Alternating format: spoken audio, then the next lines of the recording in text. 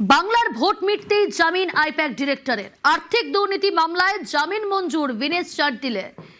2রা April তার বাড়িতে প্রথমে তল্লাশি এবং তারপর গ্রেফতার করা হয়। মৈত্রেয়ী রয়েছে, আরো ডিটেল জানবো। মৈত্রেয়ী, দেখো, দীনেশ চান্ডিল তাকে 10 দিন আগে গ্রেপ্তার করা হয়েছিল এনফোর্সমেন্ট ডিরেক্টরেটের তরফ থেকে এবং সেখানে আর্থিক দুর্নীতির মামলায় তাকে গ্রেপ্তার করা হয়। অন্যতম অধিকর্তা তিনি এবং ফাউন্ডিং মেম্বার দীনেশ চান্ডিল। তাকে এই আর্থিক দুর্নীতি মামলায় গ্রেপ্তার করেছিল এনফোর্সমেন্ট ডিরেক্টরেট এবং এনফোর্সমেন্ট ডিরেক্টরেটের তরফ থেকে বলা হয়েছিল প্রায় 50 কোটি টাকার তারা হদিশ পেয়েছেন এবং ইন্টারন্যাশনাল মানি লন্ডারিং এর অভিযোগ করা হয়েছিল।